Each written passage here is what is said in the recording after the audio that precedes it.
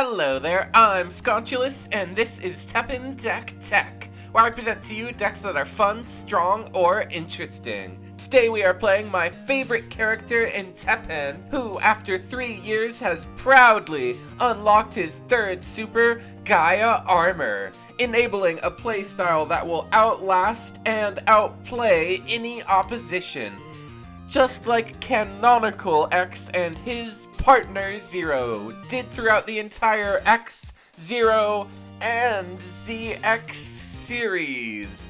If you know, you know. This is my favorite archetype in Standard right now, and it plays exactly how I want TEPPEN to play, with massive pop-off potential and the cheapest interaction in format as we gradually make our way to Jamba, who gives us infinite sustain and recycles all of our combos. This gives us the best mana curve in the game at the moment, but also makes the deck very momentum-based. Our biggest weakness is inconsistency. That's why we need certain cards to get the ball rolling, like the Princess. I know this card's about to rotate, but she's got too many benefits ranging from the speed that we play at to consistency and even just deck thinning for certain payoffs. If you don't want to play her, any other MP booster like either Alia will work just as well. Speaking of, we already play 3 Feline, the best MP booster in TEPPEN history. He's a chonky boy at 7 life, which lets him win a surprising amount of trades, and to survive, to become a send fodder for our most important central card, Karine. I'm sure that this card is a selling point for some of you, especially the lesbians among us. Happy Pride, everybody. But yeah, mechanically, she's just a strong 4/12 buff woman, which the gay women among us love. We stan a buff lady, and she's so femme. There's a word for the specific kind of lesbian she is, but moving on, she has infinite stealth heal for some lesbianic reason, and 3 life gain as well, which brings us to the flame mammoth in the room. I already kinda mentioned it, but this deck is designed to go to time using life gain. We can easily win before that using Karine or Apollo and Trucy specifically, but with respect to the current meta, playing for time is the way we win against the top players, and Karine is the strongest tool that gives us access to that game plan. We also have one crazy parking lot at 1, cause you only ever have one really strong opportunity in a game for it. And all of these cards activate our ace in the hole for Gaea Armor, Silcat Defendant Trucy. One of the most fun combo cards ever made. She's super unique, basically letting us pick and choose our combo board, with Feline and Karine being our ideal outcome, but getting any 6/6 into a 4/8 with Iris is already game-winning, backed by our super. And for the ultimate Trucy combos, we have Enchanting Nightpool, another very gay card. It's basically just turbo for our entire very gay deck. 2 8 Felines and 5 15 Karines are definitely OP and gay, and with Trucy, it creates the most powerful boards our deck can make. Just be sure Trucy's the last card you play, cause she will activate as soon as she comes down under Enchanting Nightpool. All I'm saying is there isn't a straight explanation for this art.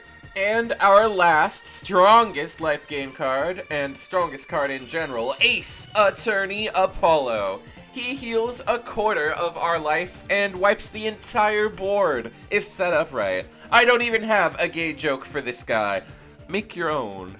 I've finally ran out. But he's the most powerful green card in Standard at the moment, and the one card in the game that I recommend you always solo Gaea Armor. I also would personally always ascend Apollo, putting him on top, if you will, and it just always basically ends the game. But his only effect that actually needs that is just the attack boost. Most importantly, his life gain only needs +2 evidence, which will win you plenty of games in the last minute if you remember that. Also, you can't forget the combo with Carol to proc Apollo's damage on play, which is the only straight interaction in the deck, I believe. To prove my point, Carol is also a great combo with Karen to get her +2 turn 1. Carol is also our cheapest evidence collector, which brings us to evidence. I kinda glossed over this. Both Jamba and Apollo use evidence for certain effects, and evidence also enables our very pushed seals and resets. That's all they are, just disarm at 1 MP with a +2 in hand that can even be cycled without evidence. It's freeing to finally play something that's better than disarm in a green deck, and way better at that. We also have 2 evasive plus blade shattering defense for a value of 4 MP at 2 MP.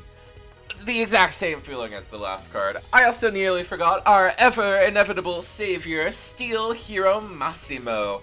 Newly buffed, Massimo can one-shot almost anything and breaks boards with ease, along with being our one true source of inevitability. And at 4 MP, he is so easy to add onto any of our Gaea armor plays. He is also a himbo or something, gay joke, gay joke. And finally, we have the End of Fate, a simple, devastating finishing move against anything. There is counterplay, being to remove the unit performing End of Fate, but Gaea armor removes that counterplay.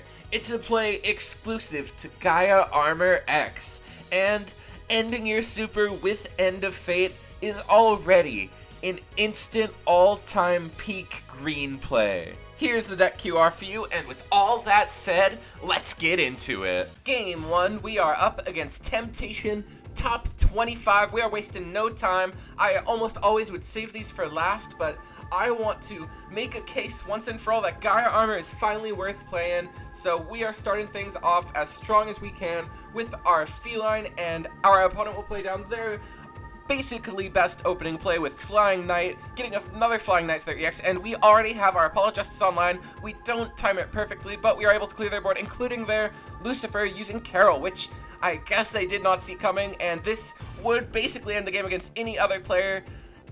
But against a top 25 player, they have the answers. We did try to go for Gaea Armor to protect our Apollo, but the effect that they were using is completely non-targeting.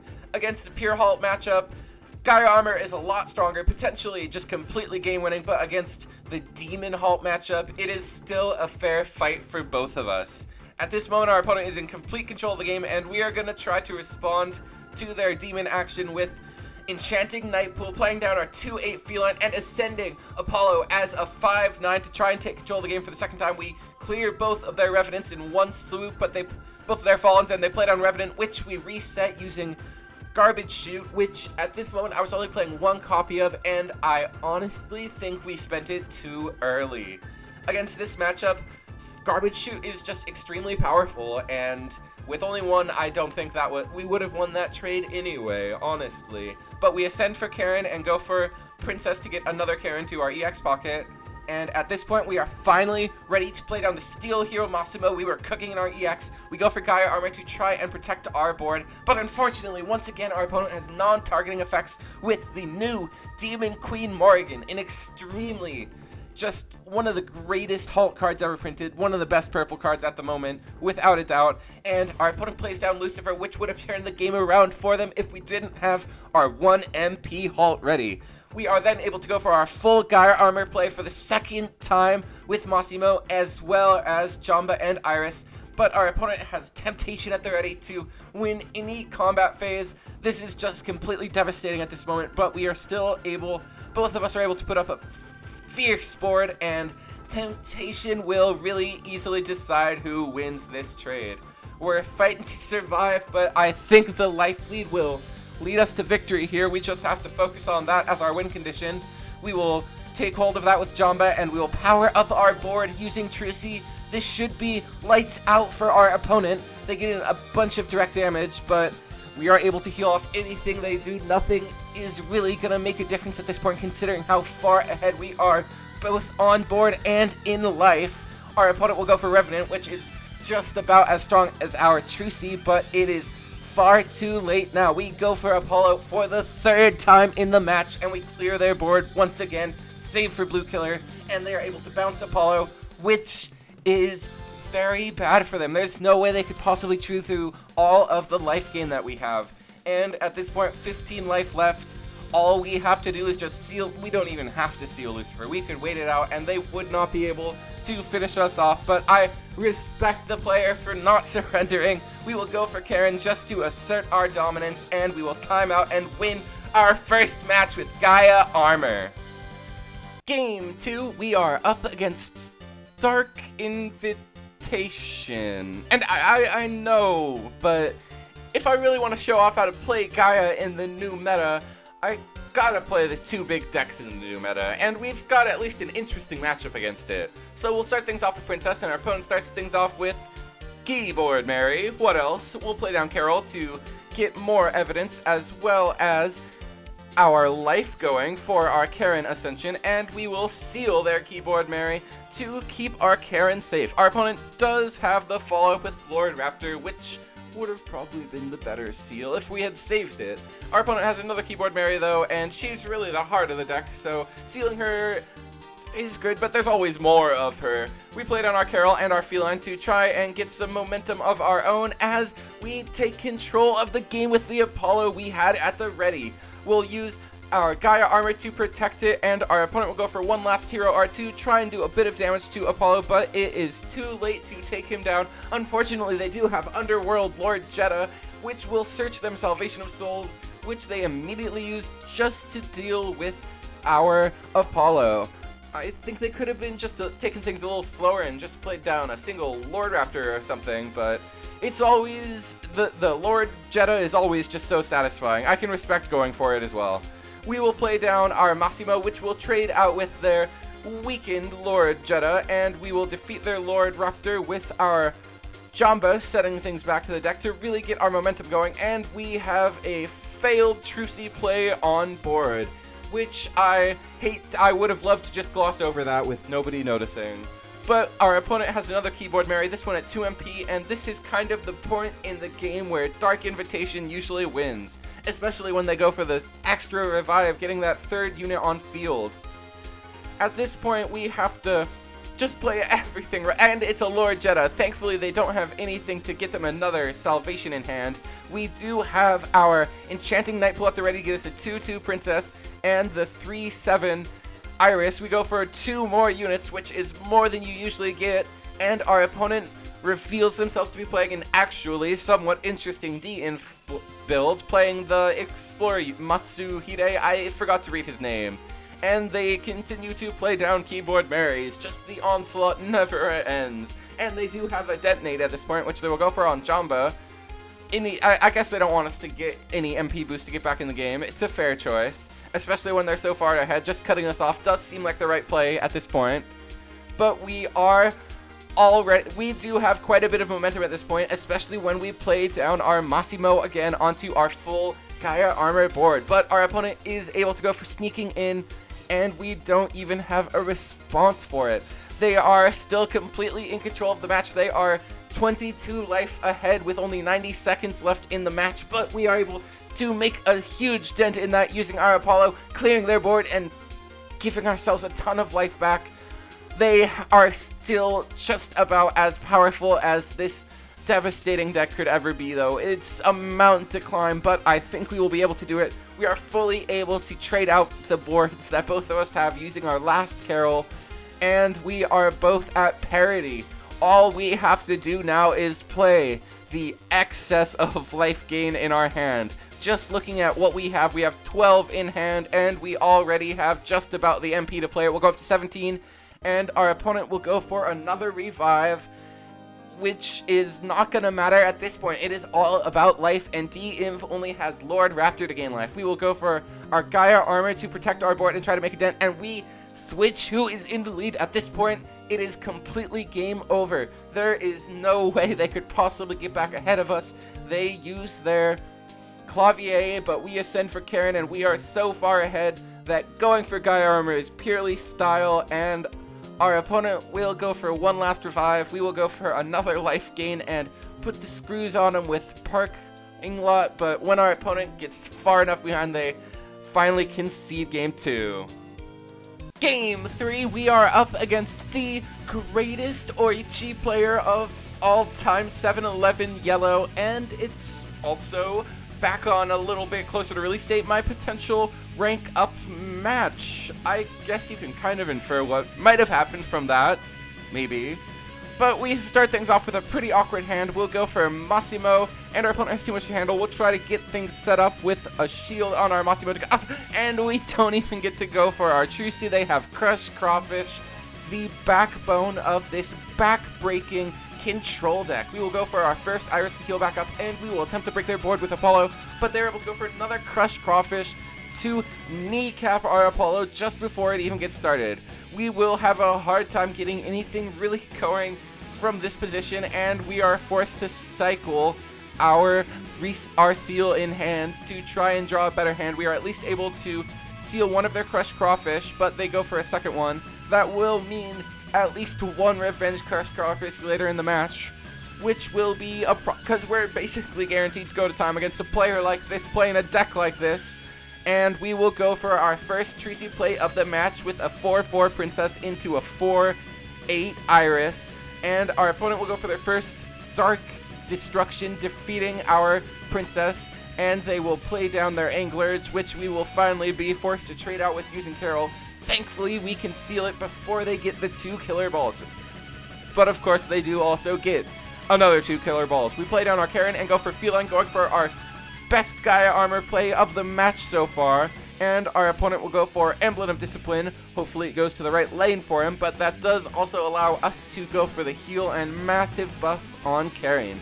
We will play down another Princess, and our opponent has another Angler, which gets its buff and debuff on Karen, and we will go for End of Fate on Anglers to deny the death effect. And our opponent is not able to stop it, but they do have their fully buffed up Guard Volt Kraken, which they will use to potentially clear our board, but we have shield at the ready. Our opponent has Beauty and the Beast, and always just completely unexpected play, but devastating, unless we had the just minor heal to get us back ahead and have our Karen survive and trade out with Volt Kraken. Our opponent goes for another killer ball, and we will go down with a full MP boost field. Our opponent activates the board wipe action, fully whipping our board, but I think they might have been testing if it would check Guard Volt Kraken. I really think this is what 7-11 was testing, because it went for 3, and I think they thought it would go for 9.